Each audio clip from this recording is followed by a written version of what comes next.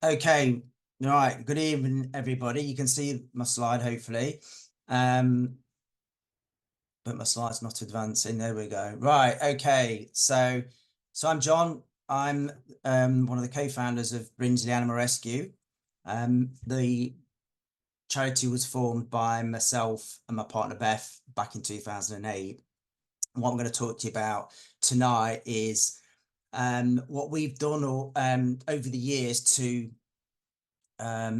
raise funds to do what we do. We now raise somewhere generally between 180,000 pounds a year. So I'm going to share with you, what works for us and what doesn't work for us. So what we do is a little bit different. So I think everybody does something very different. So everything we do isn't necessarily going to work for each individual case, but obviously there's lessons to be learned. There's things that will work that we do that are transferable to other rescues. So my background, very quickly, an introduction to myself. My background is I spent 38 years in power generation, the last 17 years being an environmentalist.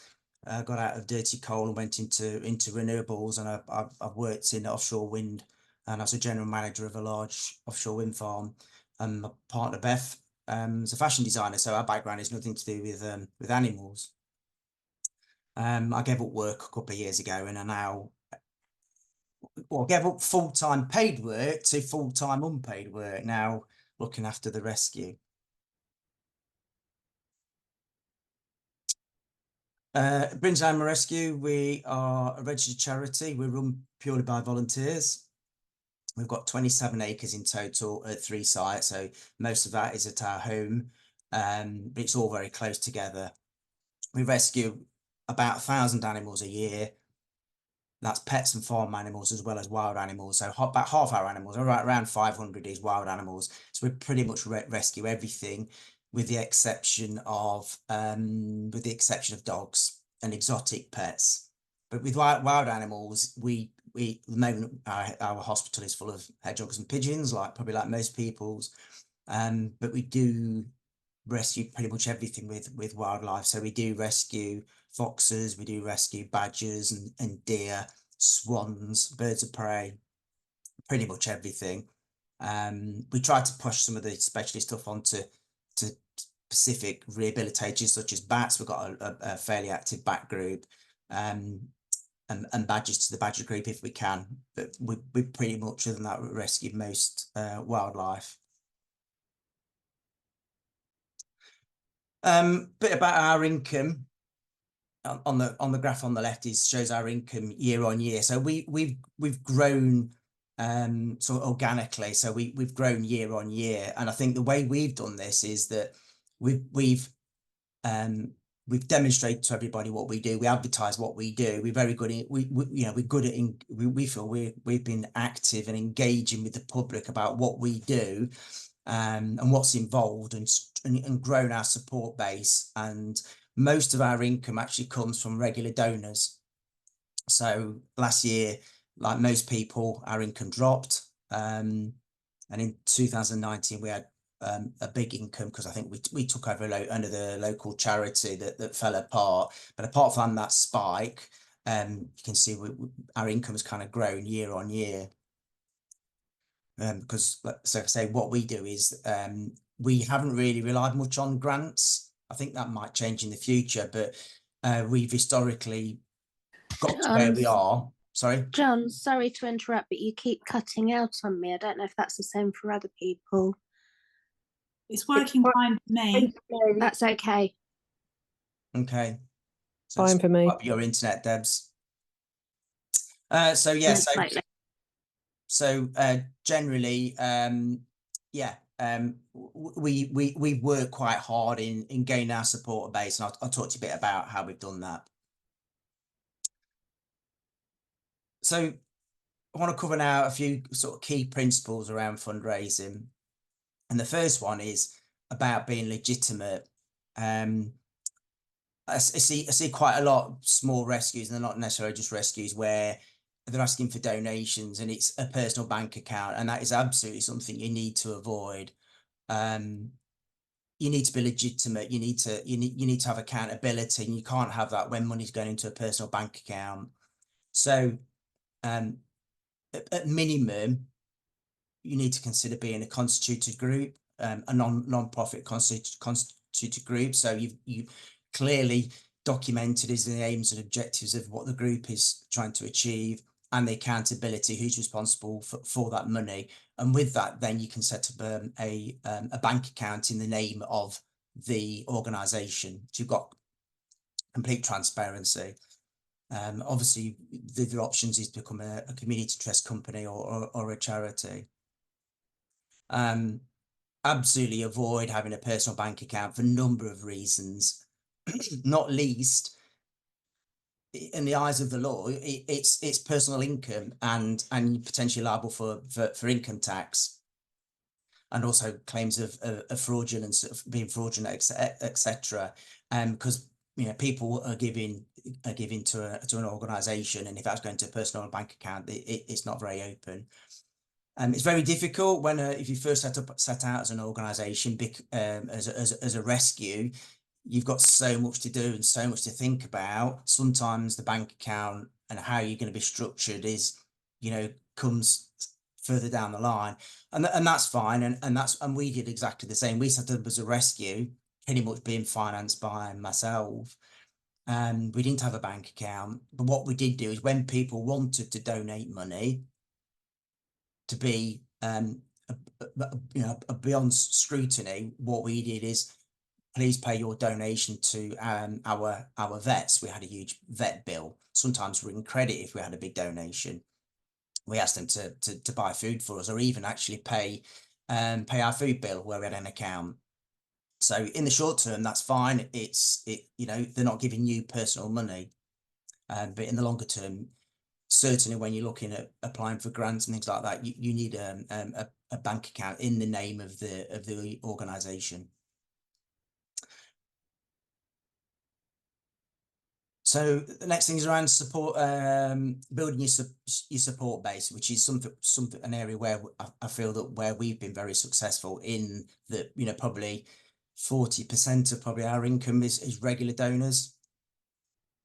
The first thing to consider is things like going to events and going to talks. We did a lot of that in the early days, and it can be a little bit frustrating. I think sometimes you can go along to an event and you don't make a lot of money, and it can occupy a lot of your time when really you want to be at the rescue. You've got animals to look after, so you need to think about your time wisely.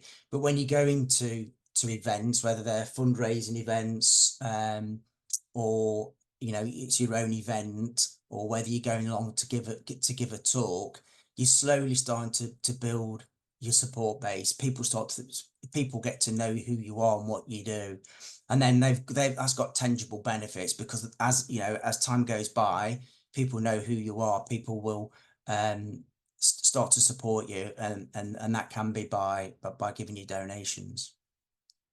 Start thinking about donors when they do give you money. Make them feel appreciated, and thank them. And that might be, we do get some donations through the post. Most are online, but we do get donations through the post, particularly the older generation. They're not online, so we've got people who know us because we've seen them at an event, or we've gone along to a talk that it's some time ago, and then they will send us a check every Christmas, or they send us a check every summer. And we don't spend a huge amount of time, but you just send them we've got a load of cards, send them a thank you card, and it just gives that personal touch and keeps them engaged, and it makes them feel a little bit more appreciated. With online donations, again, try and engage with them and thank them, even if it's just something very simple. So with Google email, Gmail, you can actually set up templates, so you can quickly go in and thank them, but put their name in. It takes only seconds, but you start to build that relationship and try and improve your support base. And like I say, a lot of these are a lot of this is non-tangible. You invest a lot of time with talks and things like that, but over time you start to build your support base, your followers, and these are all the people that will send you donations. They will talk to their bosses at work about supporting you. They may leave you legacies. We had a check just arrive one day, opened it up, and it was £5,000. I have no idea. It was somebody that we bumped into at a festival, saw the great work that we did, excuse me, and put us forward as the suggested charity for this company. That's £5,000. You know, it's not very often you get a check like that through the post. Social media. I'm not sure whether this is something new or just something I've found fairly recently, but when you put a post up on Facebook, and then your audience starts to engage with you and you get the various likes, etc.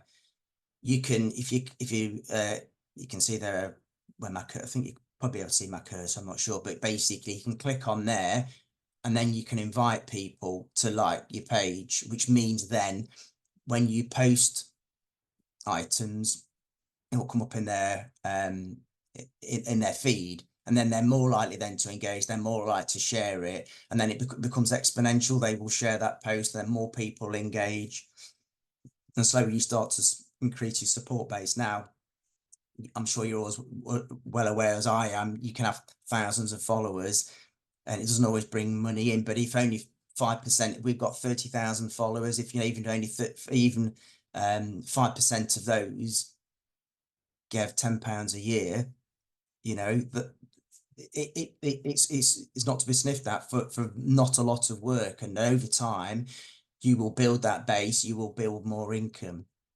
And we see when we put certain posts up, it does drive people to our site. It does drive people to donate. We see spikes when we put certain posts up and we're engaging with the public.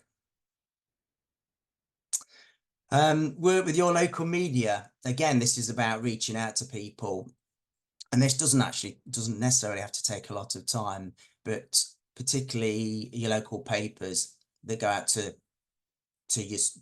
your local supporters, really, who are, you know, try and find out who they are, who are the key people, what's their contact details.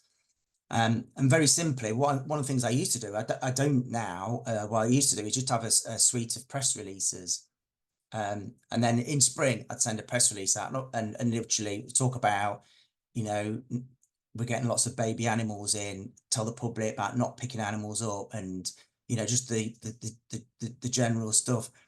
And I have a series of these, and at certain times I'd send them out. It'd be the same one every year, the same one. And I'll guarantee it would be published. The only thing that changed was the date, because it's a nice story for them. It's a seasonal story. And sometimes that would then could potentially lead to more interest from the TV, but you start to engage with the public, with the media. And the reason why I don't bother with the press releases now is that we've got such a relationship with the media that they follow us. And I've seen quite a lot of times, I've not even spoke to anybody from the media, but we've had a story, and it could have been, I've gone out to rescue a swan. It could have been a hedgehog that we've had in that's been in a bonfire, a story of interest, and that appears in the paper. And they've just followed up because they're following our website, and they've actually used my photograph, and they've actually used my words on social media. And sometimes that will bring money in. You know, sometimes we will get checks through the post. We will get money online, but it starts to build your support base, and you know, a small percentage of that support base will start supporting you regularly.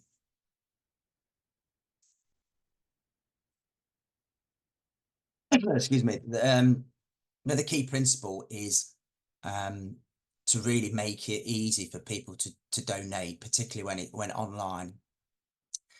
I'm sure you're very much like me when you're online and you're trying to buy something, and it can be so frustrating where you've got to set up an account, and are you a human, are you a robot, and you get frustrated sometimes. You just give up. It's, oh, I'll come back to it later. You need to make it easy. The easier it is for people to donate, particularly when there's a story that you've got online, it's fresh in people's mind. If you make it easy for them to do a few clicks, you've got a lot better chance of them getting a donation. So consider donor platforms. We use Enthuse, and I'm not saying use Enthuse. We use that because that was one that was around at the time when we set up. There's now multiple ones. They're very good because they take the work work away, the hard work away from you, and particularly the administration. People will click on a link, and that can be on your social media, it can be on your website. You can set up the page to look like your website. They can log in very easily because it will get all their information from Google or from Facebook or from Apple, and they can pay by multitude of different ways. It's very easy, it's secure, and then they can also set up regular donations via the platforms, and the platforms will even claim the gift aid back from you. So if you are a charity and you're like me, I can be 3 or 4 years behind in my gift aid because doing it manually is just so laborious. It's very time consuming. These platforms, they charge, and that's the disadvantage. They do charge, but we were losing gift aid because you've got to have the form filled in. I've got to do all the paperwork. I've got to submit it and calculate it. So they're certainly worthwhile, and they're worth investing in. It's worth looking at a good donor platform. Like I say, we use Enthuse. I'm not endorsing that. We just use that because that was the main one around at the time.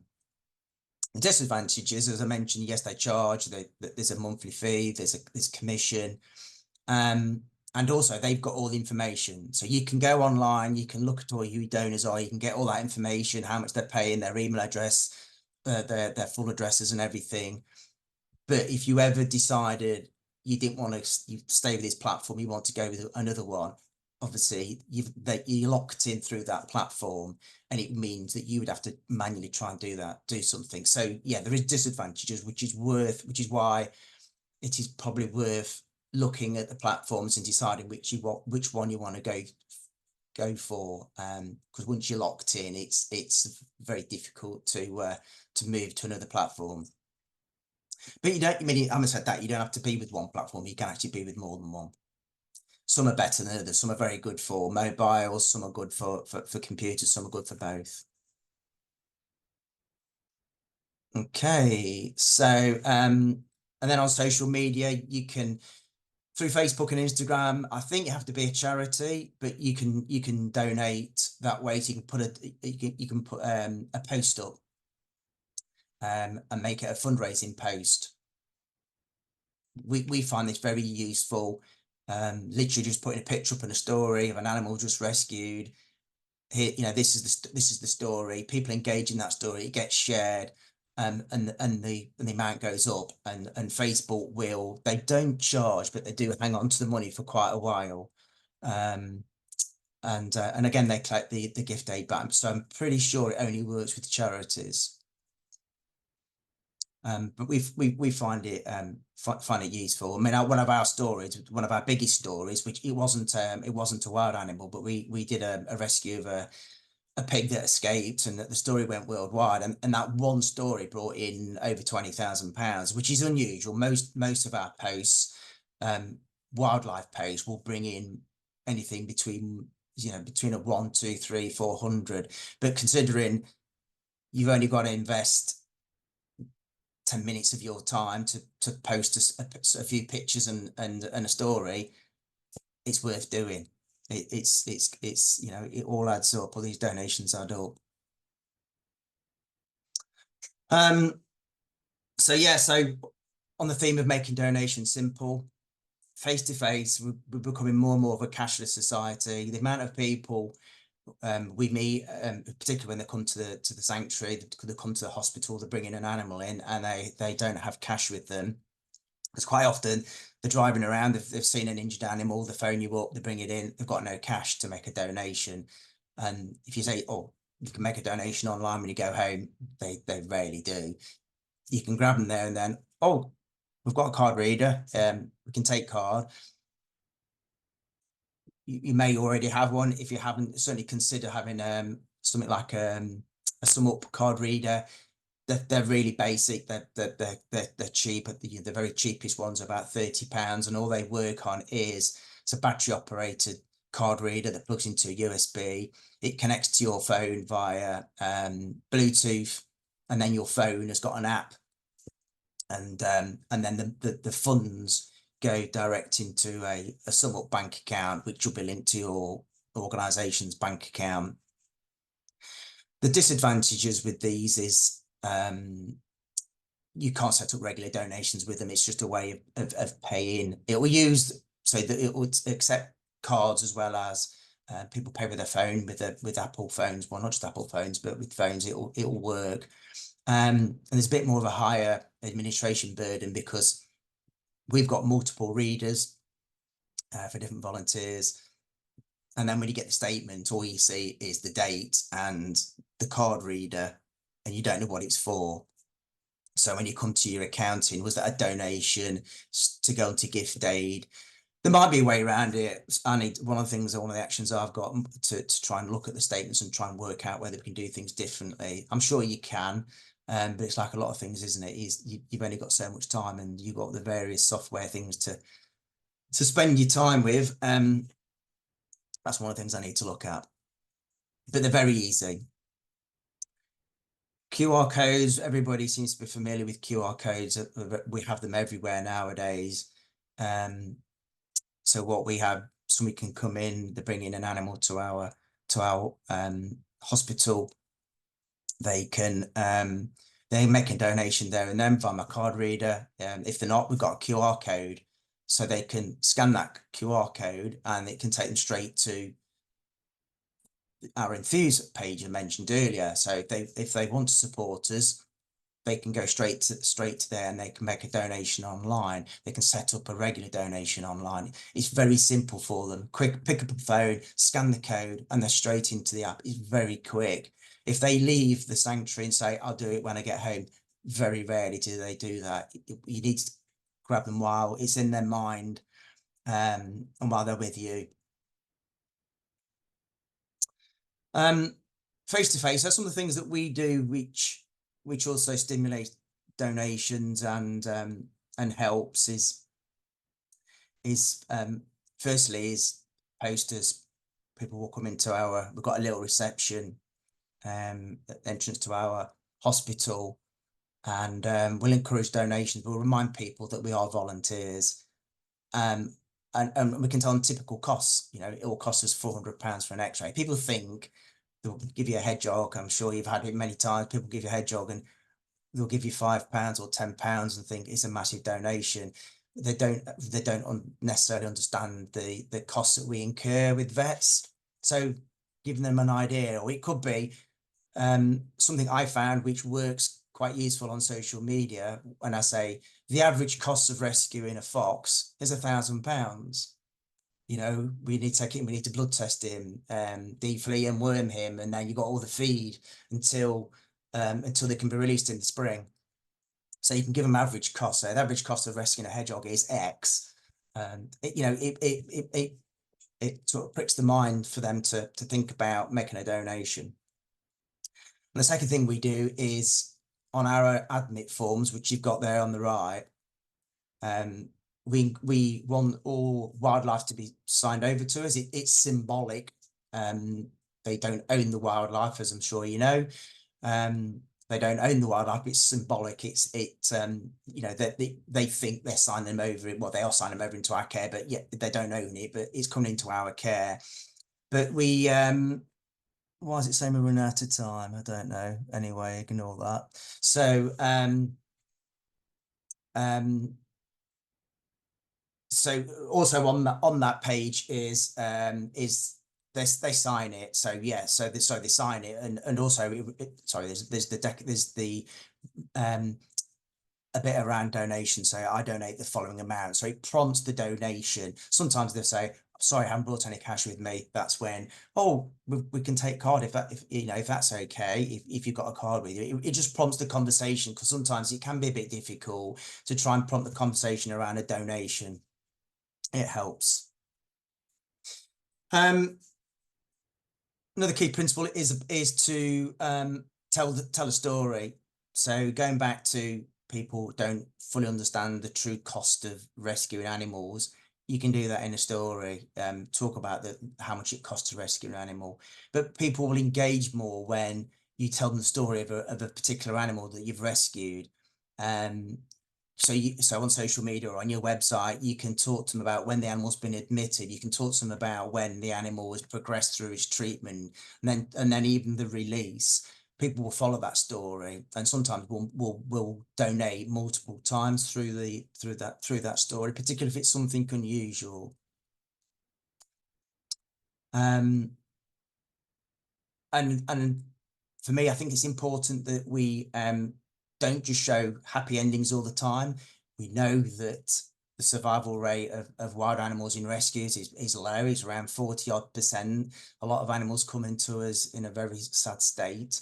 But an animal being euthanized is for me is a success, because you've ended the suffering of that animal. So we should also tell people the reality, not tell them about every single euthanasia, because they won't understand, the general public won't understand the success rate. But you should tell people the truth, and don't, I see some sites saying every animal survived. People will say, how's the so-and-so that the hedgehog I brought in, how's the pigeon I brought in? Always, I've released it. And you think, no, you need to be honest with the public, within reason. And avoid crying wolf. Don't keep putting, well, we're closing down, we've run out of money. Don't keep crying wolf. So sometimes I think we have to be honest, and sorry, we cannot admit any more due to funds, but don't do it regularly. I do see some sites, one local rescue here, which thankfully is closed down now, some years ago. Every other week they were closing down and asking for money, and it kind of fell on deaf ears. They cried wolf. Moving on to grant funding. I think I mentioned earlier, we've not really relied on grants. It is something that we want to change. We have been, I would say we've had 100% success rate in every grant we've applied for. We haven't applied for many, probably a couple each year.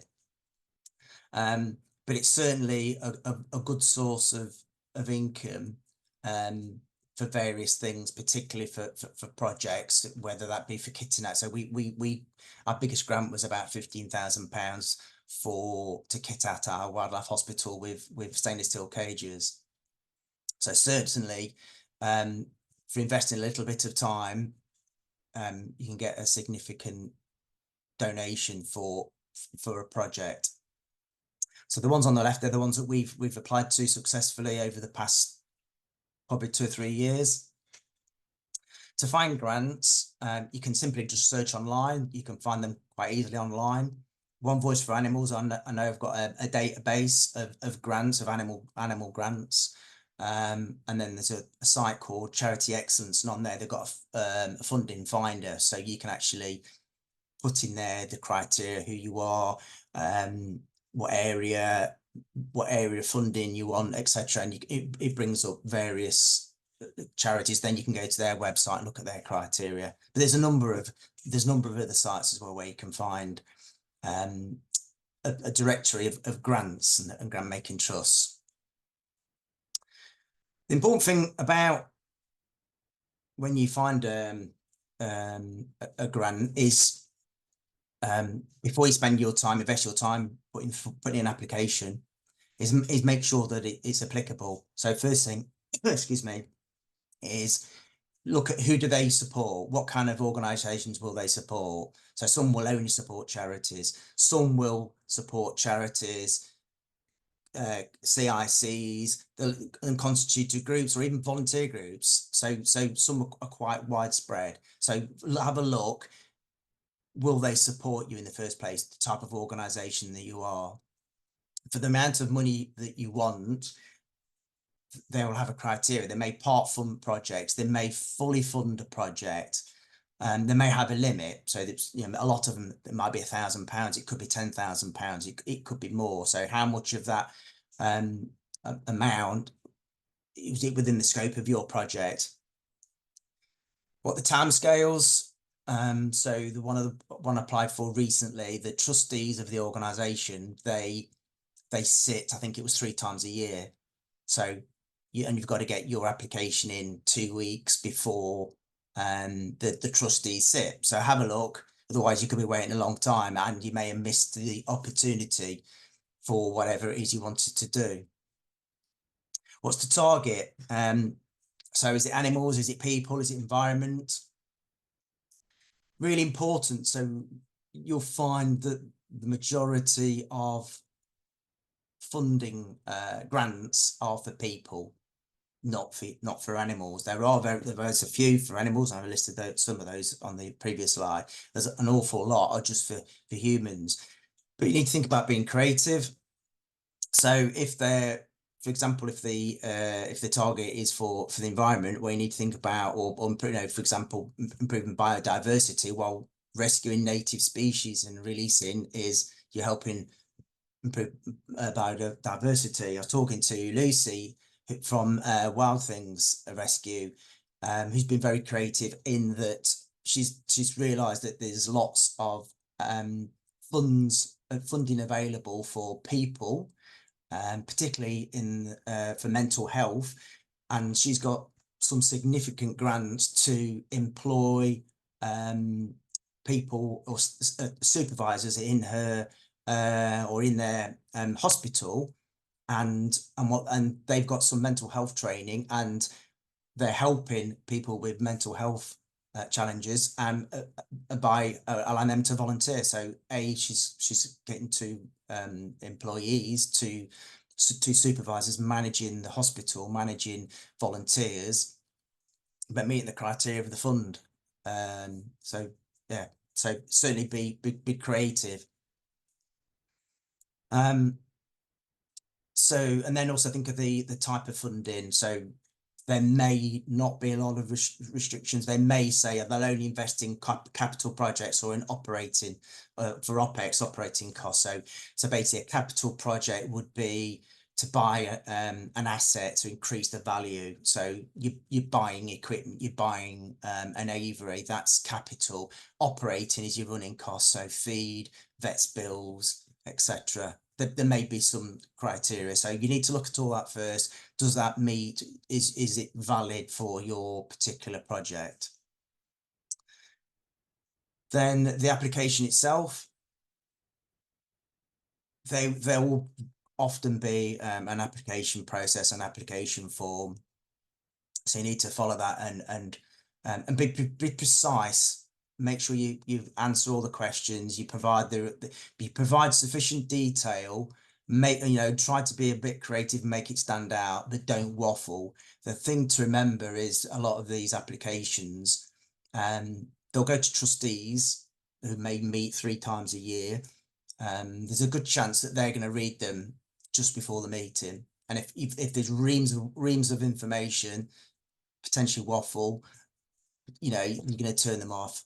Sometimes what I will do is I'll put lots of detail. Oh, sorry, I'll answer all the questions. I'll put the detail in. There might be an appendix at the back, which will, so for example, I think one of the ones recently where I applied for funding for a bird aviary, I put information in an appendix to demonstrate our past history and success of rescuing birds. So it was an appendix, so they could refer to it if they wanted. It wasn't in all the text that they had to read at the beginning. So yes, so I think I was on cost, wasn't I? So in the application, the breakdown of the cost, what's estimated, what is actual, and then also what is, what part of that is volunteers' time. So sometimes they like to see you raise some of the money, or at least put in some of the time. Not always. Some of them are fine. And then the important thing is clearly demonstrate in the application what success of the project looks like. How will your project meet the objectives of the fund? So if the funding application is to reduce animal suffering, then how are you going to do that? How are you going to demonstrate doing that? So be creative and think about how you can do that. And I've got a bit of a case study, a very short one for what I did recently. And don't be greedy. So if the funding application, if the bar of the application is between 1,000 and 10,000, don't ask for £10,000. We, you know, if it's going to cost £10,000, then fair enough, or it's going to cost over that, and you want 10,000 towards it, but don't just try and bulk the price up to, or the project up to £10,000. I think you've got more chance of getting it if you're not being seen to be greedy with what you're asking for. So this is one I did recently, a bit of a case study here.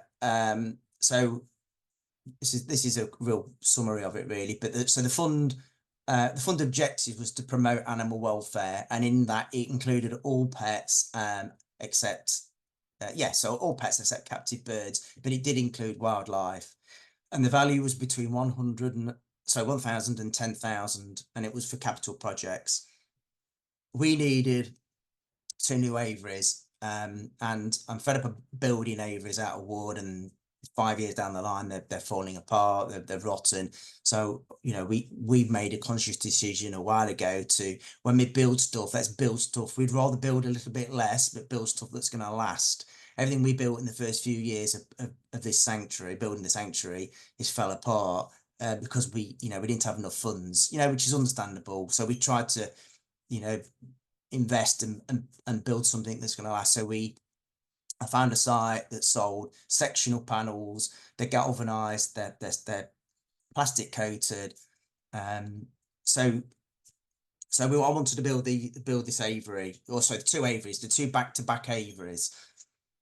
So I provided in the application, I provided all the costs.